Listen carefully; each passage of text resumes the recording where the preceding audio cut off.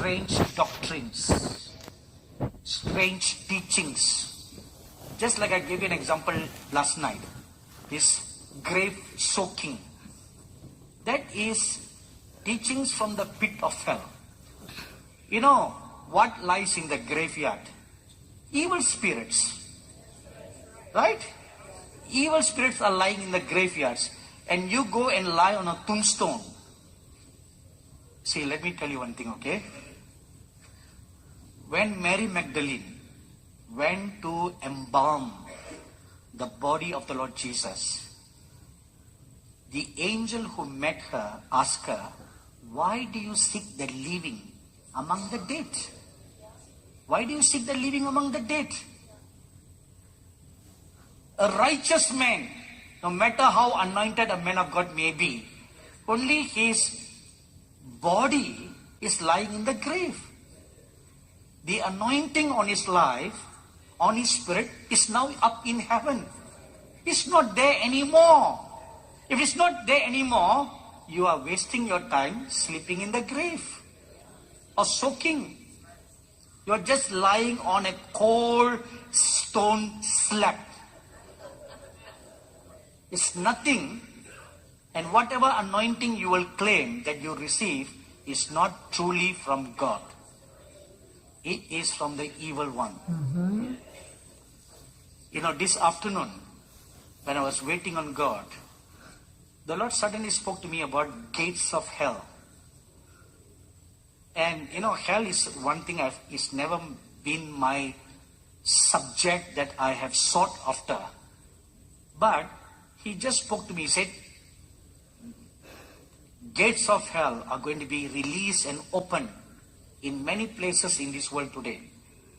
And one of the manifestations when they are open is there will be an infiltration in the churches of such unbiblical practices.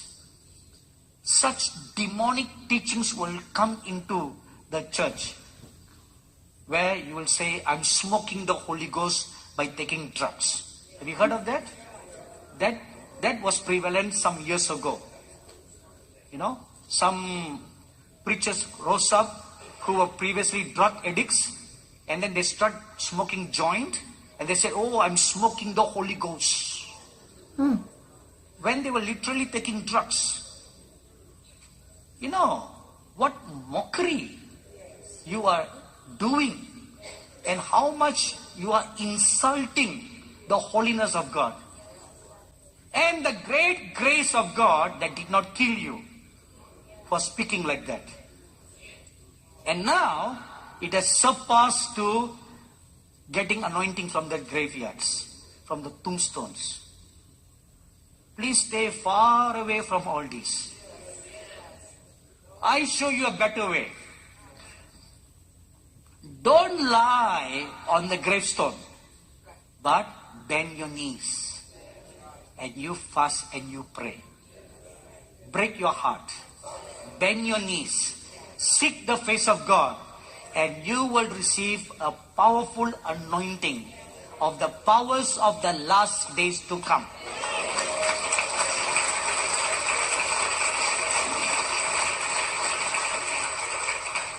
So finally, after having cleansed ourselves, sanctifying ourselves, and washing our clothes, abstaining from sexual lust, what should we do next? The fourth thing, passionately seek God with all your heart. Passionately seek God with all your heart. Psalms 27 verse 4. One thing have I desired, and one thing I will seek after. That should be your all-consuming passion. You know, many good Christians, seeking Christians, they desire a visitation, but they're not getting it. And I have wondered over the years, so I wondered, why is it that these wonderful, nice Christians, they're desiring, but they're not getting. Why? It contradicts what the Lord told me. My desire to manifest myself to them is greater than their desire to see me. And I made an analysis of many believers. And then I came to a conclusion why they were not getting a visitation. Because they simply wish and they don't act upon their desire. God is not a wishing well, You just stand by the well, drop a coin, and you wish. I wish. No, you should not be a wisher.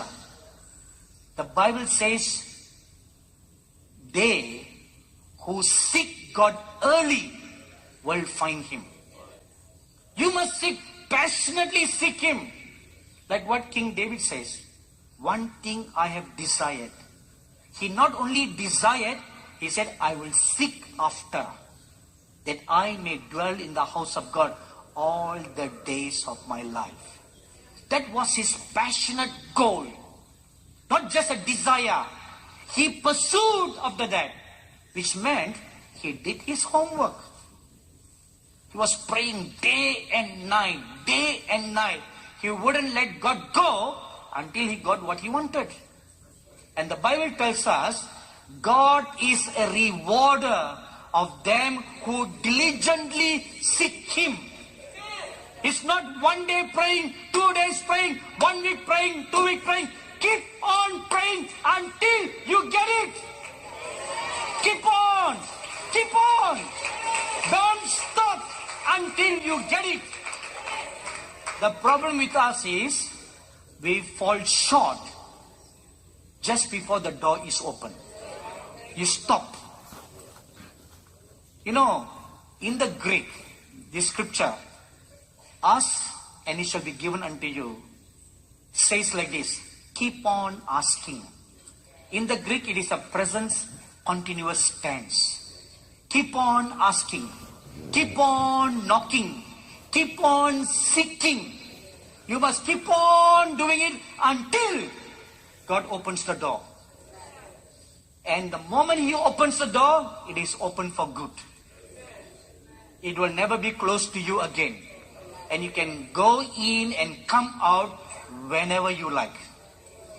That is the best part until the door is open. And that's exactly what the prophet Moses himself did. The Bible says in Exodus chapter 24, verse 12 to 13, and verse 15 and verse 16, that he passionately sought God before God manifested Himself and caught him up in glory. And the Bible also says in Exodus chapter 34, verse 2 and 4, he always rises up very early to seek God. And Proverbs chapter 8 verse 17 and Psalms chapter 63 verse 1 says, those who seek Him early shall find Him. Have you heard of this proverb or adage that says, the early bird finds the worm? So you be the early bird, but don't be the angry bird. Poor bird, I don't know why they make him look like angry bird. So let's not be an angry bird, let's be an early bird. Amen? So after having done all, the Bible says in Exodus chapter 19 verse 16, on the third day, the glory of God appeared. When the people have diligently and obediently done it, the glory of God appeared. Now here is a problem. The problem is this. I want all of you to please listen very carefully. God commanded 3 million people to observe these 3 things. And Moses communicated to all the people. And 3 million people covenanted with God that we will obey whatever God said. And 3 million people, the old and the young, observe these 3 things for 3 days. And on the 3rd day, because the whole nation was now ready, the whole nation has been washed, the whole nation has been sanctified, the whole nation has kept themselves away and only given themselves solely to God, God came. The problem today is, if a pastor would stand and say to the congregation, only a few will obey. A majority will not obey commands like this. And then, okay, let's say suppose Pastor White, he stands at his church and he tells them, okay, this is what God told me and this is what we are going to do. First day, second day, on the 3rd day, this is what it's going to do. 10% may obey him, 90% may not obey him. Or 90% obeys him, 10% doesn't obey him. So on the 3rd day, when the whole congregation is here, there is holiness and unholiness now mixed together. How can God come?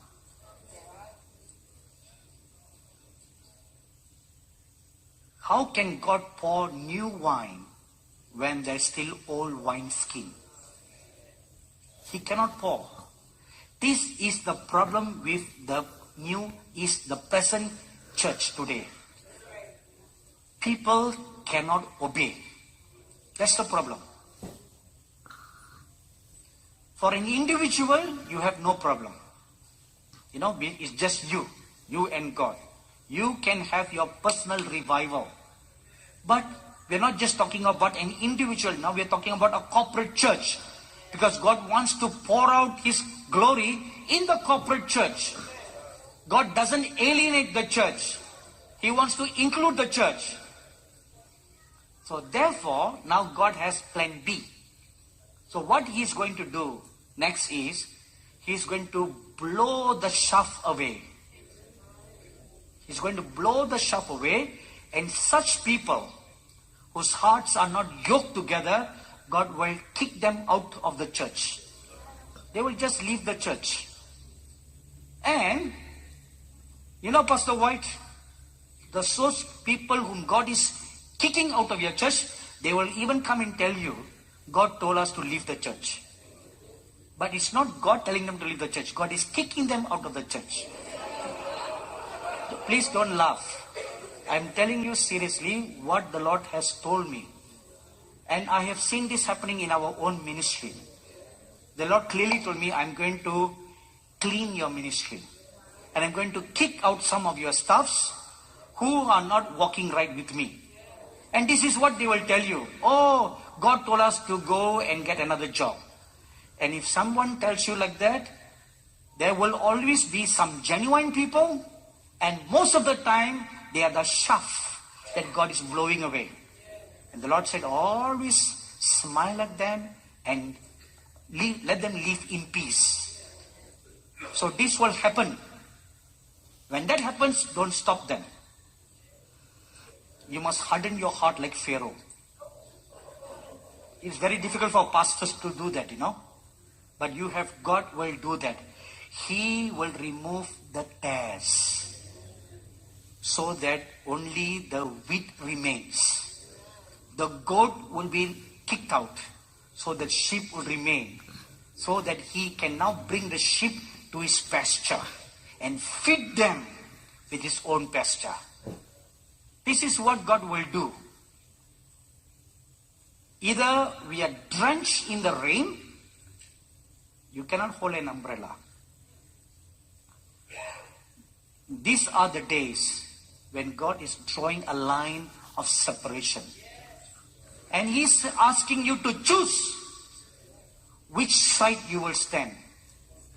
The righteous side or the filthy side.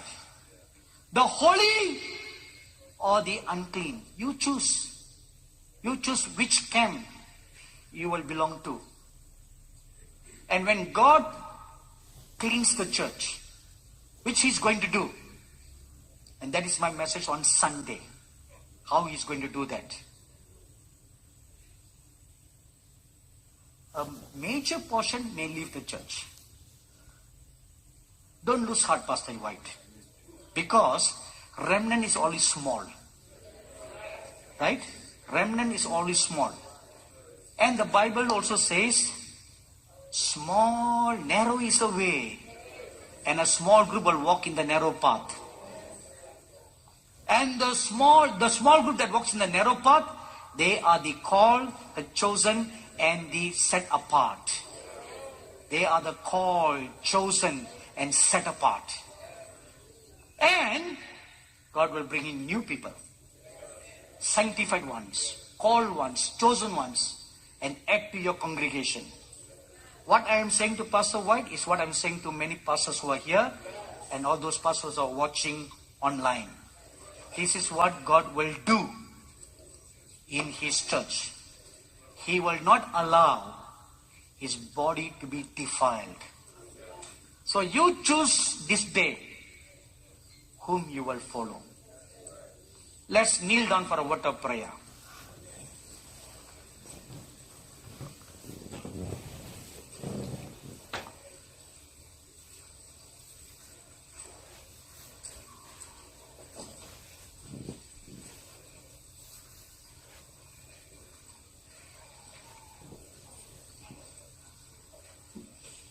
As we are kneeling down,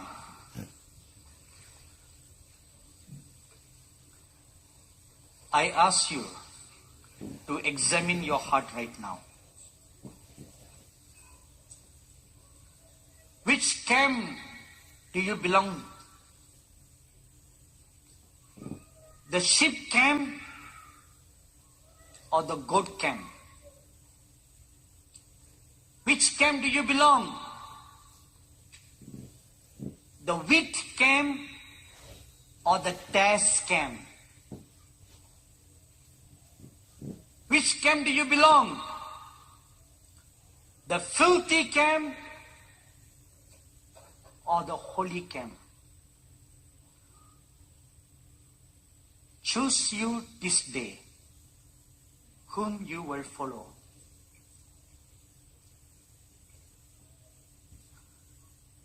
I perceive in my spirit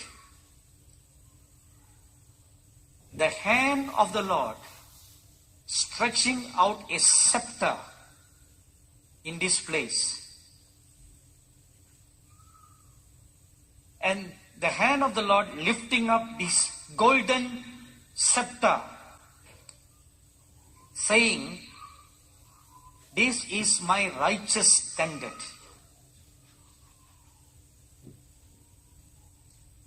And this call is also extended towards all those people who are watching online. Please kindly get up from your chairs and kneel down right now. Even though you may be watching from home, please don't be seated on your sofas or even lie on your bed or sit on your bed. Please kindly get up from your sofas and your chairs and your beds and kneel down right now. And you decide today whom you will follow. Do not allow your church to be defiled. Do not allow your church to fornicate with the worldly standards and worldly principles.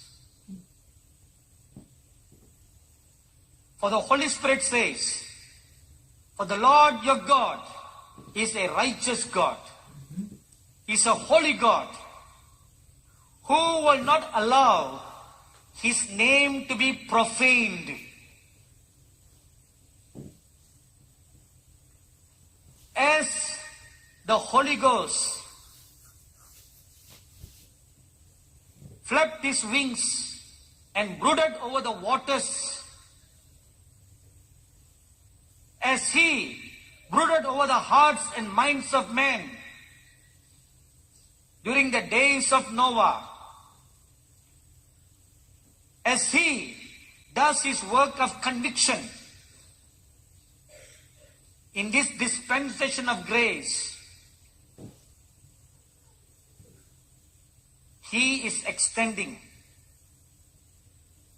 his olive leaf to you this day, asking you, thank you, wonderful Lord Jesus. I see the Holy Spirit now taking on the form like the Lord Jesus Christ and standing before me. Oh, he looks so lovely, just like the Lord Jesus Christ. And the Bible calls it the Spirit of Christ.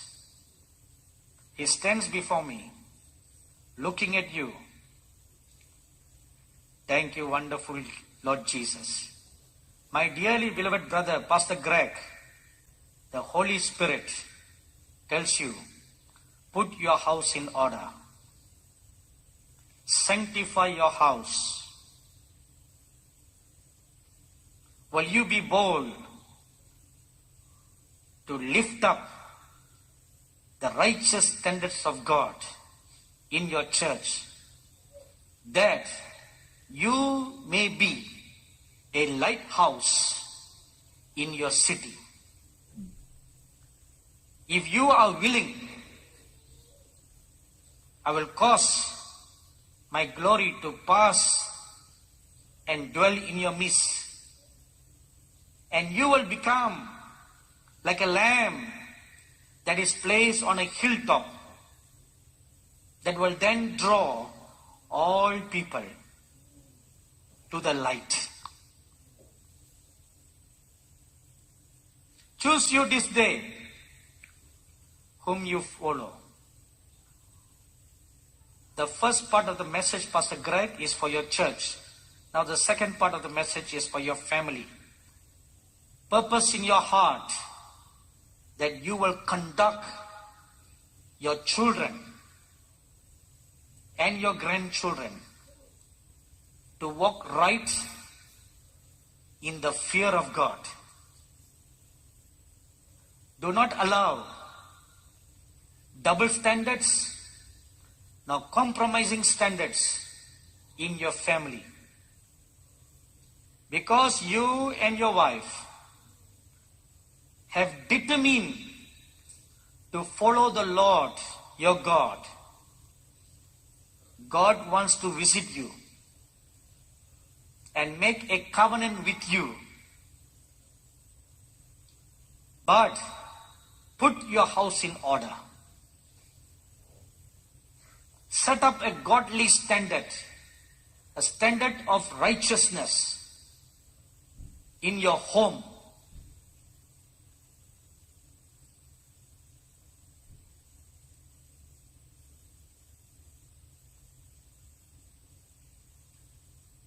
You talk to God right now, my dearly beloved brothers and sisters, sons and daughters.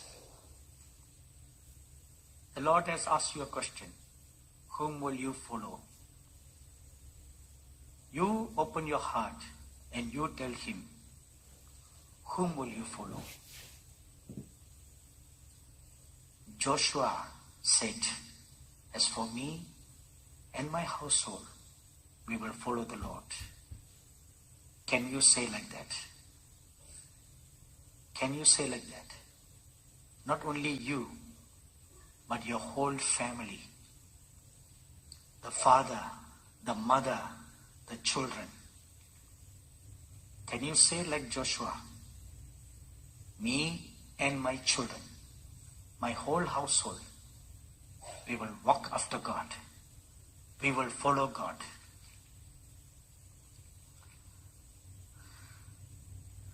The Holy Spirit now signifies to me there's going to come a great sweeping away in the body of Christ. Not cleansing, a sweeping away. First, the shafts and the dirt, the dead leaves, the dead branches must be cut and swept. After it has been swept, then the second process will involve cleansing and refining. But the first thing that's going to happen is a sweeping. And this sweeping will involve sweeping away the unrighteous ministers of God, unholy ministers of God. They will be swept away from the churches. Their past sins will come looking for them. And they will be forced out of the pulpit. In shame, will they resign and leave? And some will die prematurely because they judge not themselves. Because they are a hindrance, a stumbling block to the next level of leadership, who will want to go on with the new things of God.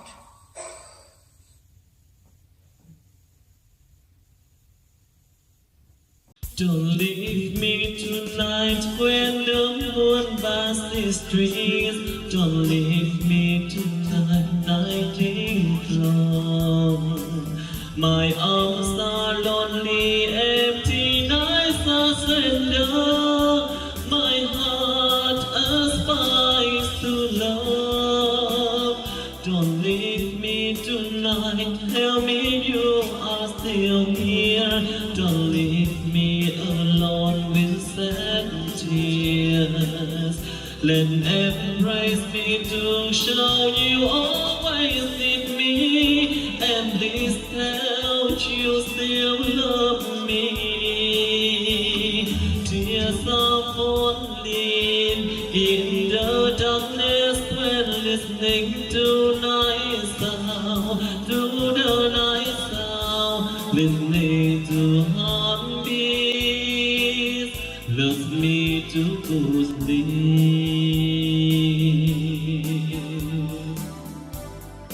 My life is sad, and you have come and so can join darkness.